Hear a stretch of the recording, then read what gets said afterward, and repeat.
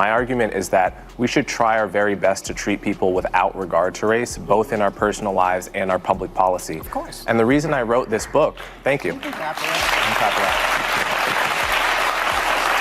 The reason I wrote this book is because in the past 10 years, it has become very popular to, in the name of anti-racism, teach a kind of philosophy to our children and in general that says your race is everything, right? And I think that is the wrong way to fight racism, and that's why I wrote this book at this time. One man walked straight into hostile territory, calm, composed, and fully aware of the firestorm he was stepping into.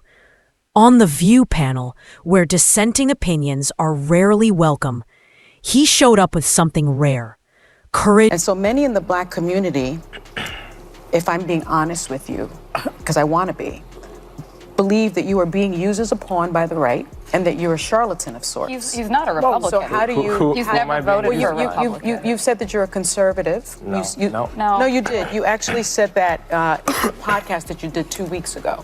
I said I was a conservative. Yes, you did. So, but my question to you is, how do you respond to those critics? Okay, let's give it a Dismiss my opinion for being a woman. No, I'm not dismissing your Race opinion. shouldn't be the lens through which we examine every issue in society. Socioeconomics picks out people in a better way than race. When you do look at the socioeconomics, you see the huge disparity between white households and Black households. You see the huge disparity between white households and Hispanic households.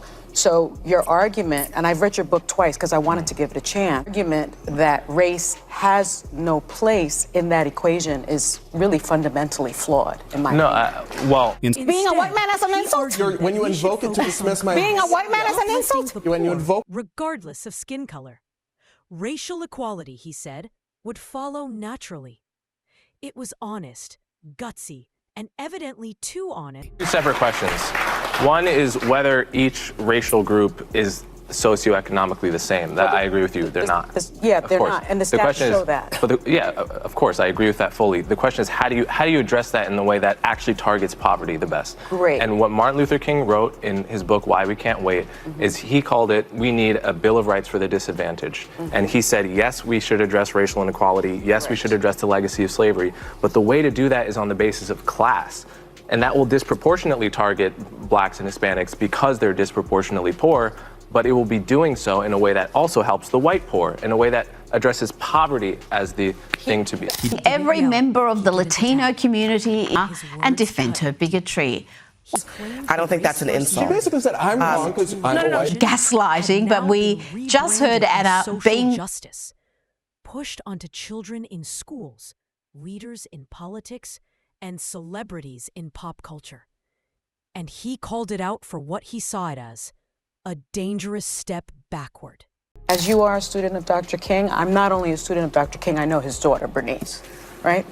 So I'm going to get to my question. Go ahead, go right ahead. I think the premise is fundamentally flawed. You claim that color blindness was the goal of the civil rights movement, based upon Dr. King's I Have a Dream speech, content of character versus the color of skin. King's daughter points out that 4 years after giving that speech, actually, Dr. King also said this: a society that has done something special against the Negro for hundreds of years must now do something special for Negroes. He also said in 1968, it was about less than a week before he was assassinated, this country never stops to realize that they owe a people kept in slavery for 244 years. So rather than class, he did write about that earlier on. Right before his death, he made the argument for racial equality and racial reparation. The View co-host Sunny Hostin, who Hostin list released is a reckless, superb clip. People were dying because just because your name shifted. Raised brows, side eyes, subtle scoffs. Because in today's climate, challenging the sacred idea that race must always come first isn't just disagreement. It's treated like heresy. I think is something that the right has co-opted.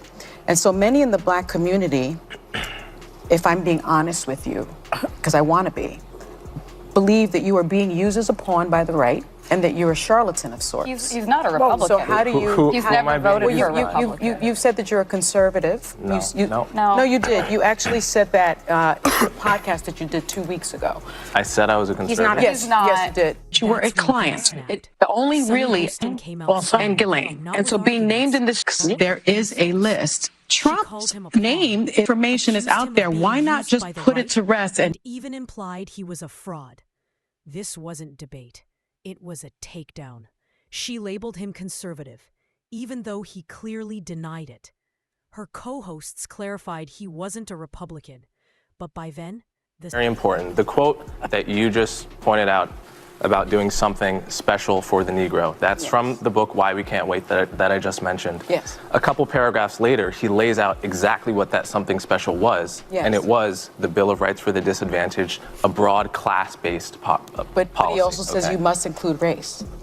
No, he didn't. He says it's Yes, he does. Okay, well, everyone should go read the book Why We Can't Wait. I don't think I've been co-opted by anyone. I've only voted twice, both for Democrats. Although I'm an independent, I would vote for a Republican, probably a non-Trump Republican if they were compelling. I don't think there's any evidence I've been co-opted by anyone, and I think that's an ad hominem tactic people use to not address really the important conversations we're having here.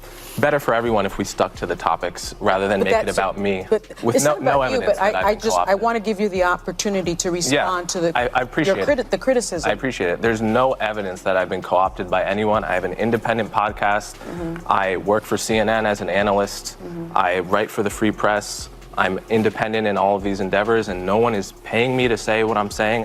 Advise the left, they've advised the Democrats to stop the giant marches that went on. Respect to you both. History should be ignored. I believe All he did was suggest a different solution, that fighting poverty is a more effective way to address inequality. But Sonny didn't engage with that idea. Because you write that the anti-racism movement, there are a couple of people, I don't even know who they are, maybe you know Robin who they are. DiAngelo. Robin DiAngelo, Yeah. Ibram Kendi, for instance. Okay. Well, you say that is just another form of racism, and you even say it has a lot in common with white supremacy. How can you compare those two things? I compare about them because- anti-racism, you're comparing it to white supremacy. Because they both view your race as an extremely significant part of who you are. So white supremacists, they obviously say, we all know what they say, okay? Neo-racists like Rob DiAngelo, they say that to be white is to be ignorant, for example. Well, this is a racial stereotype, and I want to call a spade and say this is not the style of anti-racism we have to be teaching our kids. We should be teaching them that your race is not a significant feature of who you are. Who you are is your character, your value, and your skin color doesn't say anything. This wasn't berating men claiming that only sex public shaming. I've got a problem with that. Tuned in, Because not having for a woman as insight, president. but for the drama. Sonny played judge, jury, and executioner, but Coleman stood firm. And that's what made him dangerous. Because when someone stays calm under pressure, people actually listen. And that unsettles. Actually misrepresenting what Robin DiAngelo's position is. It's in her book. But so here we go. Here we go. Misrepresenting. Thank you. Rooting for Men on Michelle Obama's podcast. Black and He Hispanic boys and men Americans feel are like they're not being disproportionately valued. in this then country, lifting but the around the burden world, helps those have to communities do by with default. No race-based division not needed. Just feeling help as where if the need they is. are seen, That kind of policy interested doesn't help one in group. It helps everyone appeals struggle. by folks. Then Women Sonny have tried been to doing come this, back. or this group has been There's doing a this, or huge this, wealth that gap group's between been doing white this, and black and households, she said, thinking it was a knockout punch. But she had just proven his point. Class-based solutions would still help those disproportionately poor communities. She backed herself into a corner and wore it like a crown.